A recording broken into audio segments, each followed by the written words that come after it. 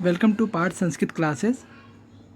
आज मैं संस्कृत विद्यार्थियों के लिए जो दिल्ली यूनिवर्सिटी के एमफिल पीएचडी के एंट्रेंस पेपर की तैयारी कर रहे हैं उनके लिए मैं एक टॉपिक लेके आया हूँ। बहुत ही डिमांड है रिसर्च मैथोलॉजी। इन पे 2015 से लेकर 2017 तक जो भी रिसर्च मैथोलॉजी से क्वेश्चंस पूछा गया है उन क्वेश्चंस को मैं यहाँ पे आप लोग को बताऊँगा। और ये जो रिसर्च मैथोलॉजी का पार्ट 2 है, ठीक है। इससे भी पहले मैंने एक वीडियो बनाया था, तो जिन बच्चों ने ये पेपर पार्ट 1 नहीं देखा, एक बार पार्ट 1 भी देख लीजिए। वहाँ पे भी मैंने 13-14 क्वेश्चंस कराया है और आज भी मैं कम से कम 20 से 25 क्वेश्चंस कराऊँगा। तो ये बहुत ही इम्पॉर्टेंट टॉपिक है, इसे ज़रूर देखिएगा। और जो पेपर है आपका, उस एग्ज़ाम में आपको 10 से 12 क्वेश्चन रिसर्च मैथोलॉजी का भी क्वेश्चंस रहेगा ही रहेगा। इसके बाद जो है पेपर जो संस्कृत जीके का, उस पर भी मैं लगभग 25 से 30 क्वेश्चन संस्कृत जीके का भी कराऊंगा नेक्स्ट वीडियो पे, इसलिए इस पर ध्यान से देखिएगा। तो यहाँ पर शुरू करते हैं। पहला क्वेश्चन है हमारा, ध्यान से देखिएगा। कात्यायनस्य सर्व अनुक्रमणि अधिकृत्य पाठ संशोधनाय शोध प्रबंध लेखनाय च पीएचडी इति उपाधिधारक पाश्चात्य विद्वान अस्ति। तो ये क्वेश्चन ये है कि जो कात्यायन ने एक ग्रंथ लिखा है सर्वानुक्रमणि, ठीक है, उनके पाठ संशोधन और शोध प्रबंध लेख के लिए, ठीक है, और जो पीएचडी डिलीट धारी हैं उपाधि, ऐसे कौन पाश्चात्य विद्वान हैं किन्होंने जो है कात्यायन सर्वानुक्रमणि का जो पाठ संशोधन किया था, ठीक है, अपने शोध प्रबंध लेख के लिए। तो ऐसे कौन से जो है पाश्चात्य विद्वान हैं?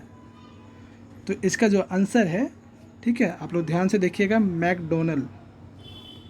इनका पूरा नाम अगर देखा जाए कि मैकडोनल का पूरा नाम क्या है, ठीक है, तो आर्थर एंथोनी मैकडोनल, पूरा नाम आप लोग जरूर ध्यान रखिएगा। कई बार एग्ज़ाम में शॉर्ट फॉर्म में भी दे दिया जाता है ए मैकडोनल, या कभी कभी जो है इनका जो है सर नेम इत्यादि जो है वो भी दे दिया जाता है, इसलिए जो है पूरा नाम जो है ज़रूर ध्यान रखिएगा। अगला जो क्वेश्चन है 10वां, ये 2015 में क्वेश्चन था। संस्कृत वाङ्मयस्य अनुसंधानाय अनुशीलनाय च the Royal Asiatic Society of great Britain and Ireland इति संस्थाया स्थापकः अस्ति। यानी संस्कृत वाङ्मय के अनुसंधान और अनुशीलन के लिए जो है एक सोसाइटी, उस सोसाइटी का नाम है the Royal Asiatic Society of great Britain and Ireland. इसकी जो संस्था है, ये जो संस्था है, इसके स्थापक कौन है? ठीक है, बहुत ही इम्पोर्टेंट क्वेश्चन, ठीक है। तो इसकी जो संस्था है, संस्थापक जो है H.T. कोलब्रुक, ठीक है, इनका पूरा नाम अगर देखा जाए, ठीक है, इसके विषय में जो है मैं अभी जस्ट इसके बाद के पीडीएफ में बताता हूँ। इनका पूरा नाम जो है हेनरी थॉमस कोलब्रुक है, ठीक है। इसके विषय में आज थोड़ा सा हम लोग ये भी देखते हैं कि रॉयल एशियाटिक सोसाइटी की स्थापना कब हुआ था, royal Asiatic Society of great Britain and Ireland, और इसके संस्थापक करने वाले कौन हैं? उनका नाम हेनरी थॉमस कोलब्रुक। ये जो संस्था है, ठीक है, ये 15 मार्च 1823 को जो है ये संस्था जो है इसकी स्थापना दिवस है। तो ये इनका एक नाम, किन्होंने फाउंडर में कौन है, ठीक है, वो ध्यान रखिएगा, और कब स्थापना किया गया था ये भी ध्यान रखिएगा। इसके अलावा कुछ अन्य भी जो है रॉयल एशियाटिक सोसाइटी है, वो भी जो है मैंने यहाँ पे आप लोगों के सामने आप लोगों के लिए पीडीएफ डाल दिया है, ठीक है। तो ये भी आप लोग ध्यान जरूर रखिएगा। ये 2015 में तो हो सकता है इस बार जो है आपसे कुछ और पूछा जाए किसी और रॉयल सोसाइटी के विषय में। तो अगर हम बात करते हैं द एशियाटिक सोसाइटी के विषय में, तो इधर एशियाटिक सोसाइटी ये कलकत्ता में स्थापना किया गया था 1784। फिर the Asiatic Society of Bombay, ये 1838 ईस्वी में। इनमें जो है नाम भी ध्यान रखिएगा, और इसमें जो इसका स्थापना दिवस है वो भी ध्यान रखिएगा। अगला है the Sri Lanka branch of the Royal Asiatic society 1845। Next है आपका the Korean branch of the Royal Asiatic society 1900 में। The Royal Asiatic Society China in Shanghai 2006, ठीक है। डेट और कौन सा सोसाइटी जो है कब स्थापना किया था वो यहाँ पर डेट भी मेंशन किया हुआ, ठीक है, इसमें भी ध्यान रखिएगा। The Royal Asiatic Society China Beijing 2013, the Malaysian branch of the Asiatic Royal Asiatic Society 1877, और एक और है आपका the Asiatic Society of Japan, बहुत ही इंपॉर्टेंट ये सब क्वेश्चन है, 1875, the Bihar Research Society 1915, the Burma Research Society 1910 से 1980 तक ये रहा था, ठीक है। The Madras Literacy Society 1812, the Mythic Society Bangalore 1909, उसका जो एक लास्ट है हमारा the Hong Kong branch of the Royal Asiatic society 1959, ठीक है। इसको जो पहले हम इसे south China branch of the Royal Asiatic society भी कहते थे, ठीक है, लेकिन अब जो है the Hong Kong branch of the royal society. तो ये सभी जो है नाम और इसकी स्थापना कब हुआ था, ठीक है। ये सभी जो royal Asiatic Society of great Britain and Ireland के एसोसिएटिव सोसाइटीज़ हैं, ठीक है, इनको अच्छे से ध्यान रखिएगा, बहुत ही इम्पॉर्टेंट है। उसका जो थर्ड जो क्वेश्चन है अगला, अनंताचार्य शोध संस्थान कहाँ पे है, ठीक है। इस शोध संस्थान में जो है संस्कृत से संबंधित, हिस्ट्री से संबंधित जो है बहुत सारे यहाँ पे शोध कार्य हुए हैं, ठीक है। एक बहुत ही प्रतिष्ठित शोध संस्थान है, और ये जो संस्था जो है आपका, ठीक है, ये पुणे नगर में है, सॉरी मुंबई नगर में है, ठीक है। इसे ध्यान रखिएगा, बहुत ही इम्पोर्टेंट क्वेश्चन, ठीक है। तो ये अनंताचार्य शोध संस्थान जो है मुंबई नगर में है, ठीक है, बहुत इंपॉर्टेंट क्वेश्चन, मुंबई नगर। अगला जो क्वेश्चन है, introduction to Indian textual criticism, ये ग्रंथ है, ठीक है, इसके जो है लेखक कौन है, ठीक है। इसे बहुत ध्यान से देखेंगे, इसमें जो है 3 से 4 क्वेश्चन इसमें बन सकता है। तो इसके जो मूल जो राइटर है, मूल लेखक जो है, ठीक है, वो एस.एम. कत्रे महोदय। अब यहाँ पे जो है इसके फुल फॉर्म यानी एस.एम. कत्रे महोदय जो है इन्होंने जो है introduction to Indian textual criticism नामक पुस्तक की जो है रचना उन्होंने किया था, और ये आंग्ल भाषा में अर्थात अंग्रेजी भाषा में उन्होंने लिखा था। और ये कब लिखा गया था, 1941 में उन्होंने जो लिखा था। अगर हम बात करते हैं कि एस.एम. कत्रे महोदय का पूरा नाम क्या था, ठीक है, तो इनका पूरा नाम सुमित्रा मंगेश, ठीक है, सुमित्रा मंगेश कत्रे, पूरा जो है आप लोग ध्यान रखिएगा नाम, ठीक है। और इन्होंने जो है लंदन से पीएचडी किया था, ठीक है। इनका जो पीएचडी है एस.एम. कत्रे महोदय जी का, ये लंदन से उन्होंने पीएचडी किया था, ठीक है। और इसी ग्रंथ को अगर हम बात करते हैं, इन्होंने तो एस.एम. कत्रे महोदय ने इंग्लिश में अर्थात आंग्ल भाषा में उन्होंने लिखा था। इसी ग्रंथ को जो है संस्कृत भाषा में किसने अनुवाद किया था, ठीक है, किस संस्था ने अनुवाद किया था, ठीक है। तो संस्कृत में इसी विषय के लिए जो नाम दिया गया है इस चीज़ के लिए, भारतीय ग्रंथ संपादन शास्त्र प्रवेशनी, ठीक है, भारतीय ग्रंथ संपादन, साथ में ये शास्त्र प्रवेशनी, ठीक है। ये राष्ट्रीय संस्कृत संस्थान जो है, राष्ट्रीय संस्कृत विद्यापीठ तिरुपति से, ठीक है, 2002 में जो है इसका संपादन किया गया था, ठीक है, 4 राइटर मिलकर। तो उन 4 राइटरों का नाम तो आवश्यकता नहीं है, बस ये ध्यान रखिएगा कि संस्कृत में जो है राष्ट्रीय संस्कृत विद्यापीठ तिरुपति 2002 से ये संपादित किया गया संस्कृत में। जबकि एस.एम. कत्रे महोदय जो है उन्होंने जो है इंग्लिश में जो है इसका जो है ट्रांसलेशन किया था, ठीक है। ये आंग्ल मूल प्रणेता जो है इसके एस.एम. कत्रे महोदय जी हैं, ठीक है, ध्यान रखिए। अगला जो क्वेश्चन है आपका, उपदेश शास्त्री ग्रंथस्य आलोचनात्मक संस्कर्ता अस्ति, तो जो उपदेश शास्त्री ग्रंथ है, ठीक है, उसका आलोचनात्मक संस्करण जो करता है वो कौन है, तो ये बहुत ही इम्पोर्टेंट, ये जो इनके है राममूर्ति शर्मा, ठीक है, ये ध्यान रखिएगा, बहुत ही इम्पोर्टेंट, ठीक है। अगला जो क्वेश्चन है आप लोग के लिए, अतेषु अनुसंधान रूपत्वम नास्ति, निम्नलिखित में से कौन जो है अनुसंधान का रूपत्व नहीं है, जो अनुसंधान के लिए आवश्यक रूप नहीं है, क्या है। तो एक अनुसंधान में हम क्या करते हैं कि अनुसंधान के लिए क्या सर्वेक्षण है, होता ही है, ये है ही। वैदिक ग्रंथों का अनुवाद भी अनुसंधान ही कहलाता है। साहित्यिक ग्रंथों का पुनर्व्याख्यान यानी एक नई प्रकार से व्याख्या भी जो है साहित्यिक ग्रंथों को किया जाता है, तो वो भी अनुसंधान का ही रूपत्व है। लेकिन ये जो अनुक्रमणिका निर्माण से ये जो है अनुसंधान का रूपत्व नहीं है। क्वेश्चन ध्यान से देखिए, यहाँ पर नास्ति पूछा जाता है। ये अनुक्रमणिका क्या होता है कि किसी ग्रंथ विशेष या शोध प्रबंध में जो अंत पृष्ठ के पुस्तक के अंत में जो है एक क्रमणिका होती है, जहाँ पे किसी ग्रंथ विशेष या शोध प्रबंध विशेष में प्रयोग किए गए जो भी शब्द हैं उन्हें आकार आदि या वर्णों के हिसाब से जो है आरंभिक वर्णों के आरंभिक संख्या के अनुसार जो है उसे क्रमबद्ध किया जाता है। ठीक है, वहाँ पे शब्दों का, वहाँ मुख्य मुख्य शब्दों का जो है वर्णों के हिसाब से अक्षर के क्रमबद्ध तरीके से वहाँ पे संकलन किया जाता है। तो ये अनुसंधान रूप का, ये अनुसंधान का रूपत्व नहीं है। ठीक है, तो ध्यान रखिएगा। अगला जो क्वेश्चन आपका, हाँ ये बहुत इंपॉर्टेंट है, ये 15 में 16 में क्वेश्चन आया ही था कि रोमन लिप्याम ञकारस्य कृते लिप्यंतरम वर्तते, यानी रोमन लिपि में जो है, ठीक है, रोमन लिपि में जो है इया को, ठीक है, और लिप्यंतर करते हैं तो क्या होगा। ठीक है, यह जो देवनागरी का लिपि है उसे अगर हम रोमन लिपि में करते हैं तो वो क्या बनेगा। ठीक है, तो यहाँ पर जो 3 ऑप्शन है, चौथा ऑप्शन से कोई अक्षर नहीं बनेगा। तो ध्यान से देखिए, ये जो आपका एन के ऊपर जो डॉट टाइप का है, ठीक है, इससे जो है हमारा अंगा, ठीक है, जो एन के ऊपर जो है इस तरह का जो अवग्रह उल्टा जो होता है, जो साइन लगा हुआ है, इससे जो है आपका, ठीक है, ये इया बनेगा। और जो एन के जस्ट नीचे जो डॉट दिया हुआ है, ठीक है, अड़ा, ये बनेगा।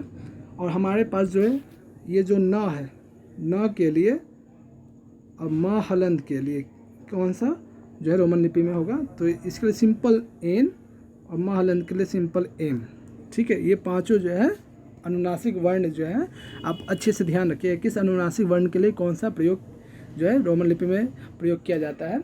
और अगले वीडियो में कोशिश करूंगा कि आप लोग को एक अलग से इस पर मैं टॉपिक बनाकर वीडियो बनाकर आप लोग के लिए उपलब्ध करा दूं।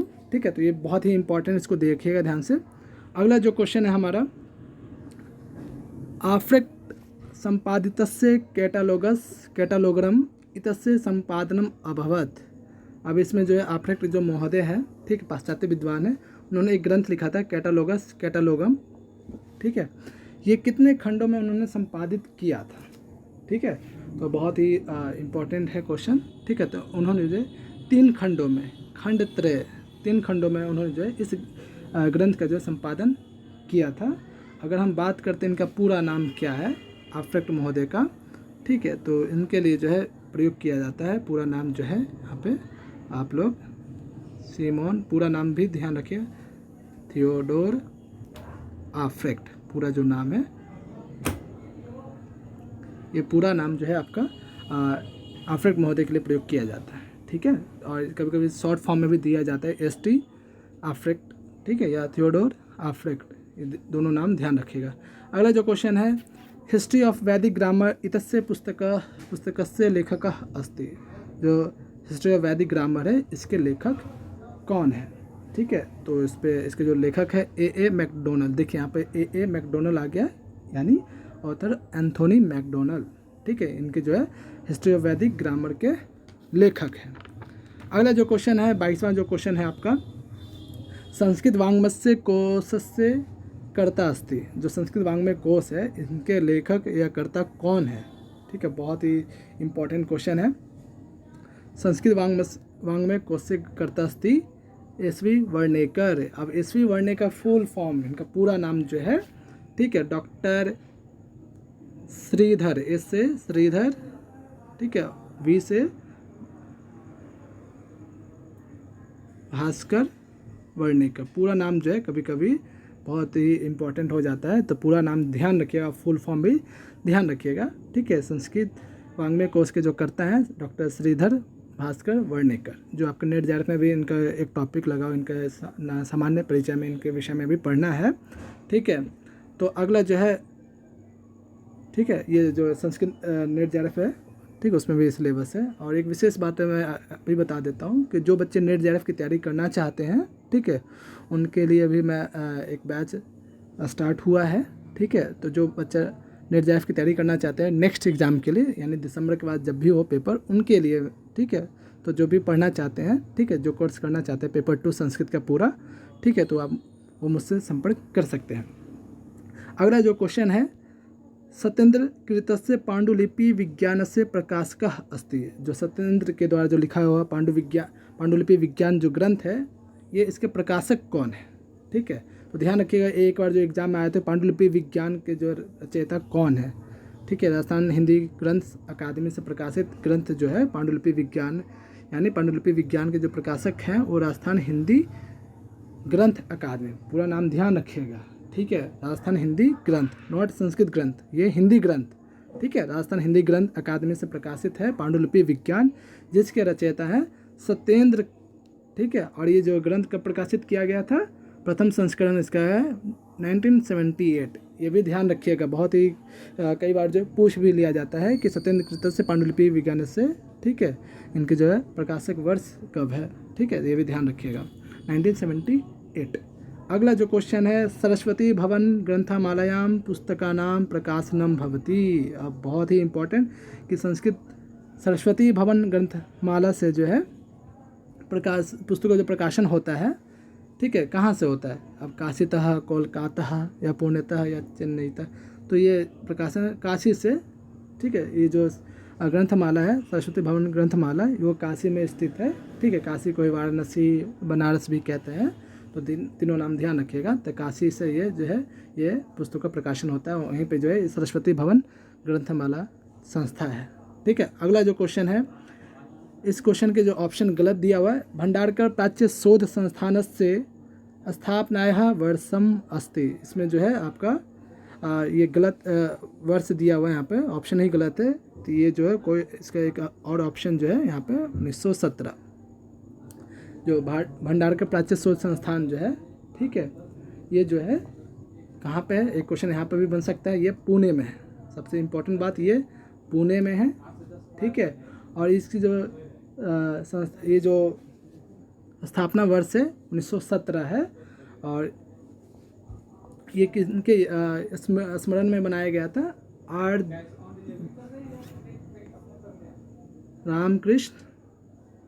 रामकृष्ण गोपाल भंडारकर, रामकृष्ण गोपाल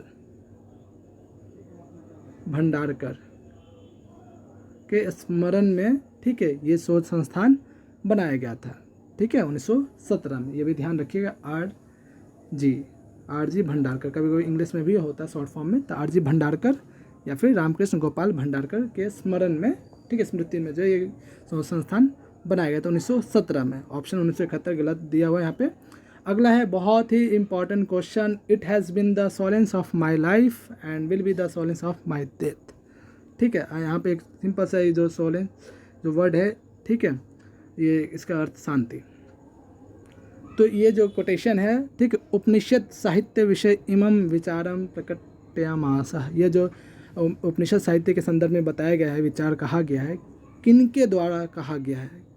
मैं इसका सामान्य हिंदी कह देता हूँ कि उपनिषद जो है, ठीक है, मेरे लाइफ का, मेरे जीवन का ही शांति है। ठीक है, जब तक मैं जीवित हूँ तब तक वो मुझे शांति मिलती है, और will be the solace of my death, और मृत्यु के समय भी वो मुझे वो शांति प्रदान करता है या करेगा।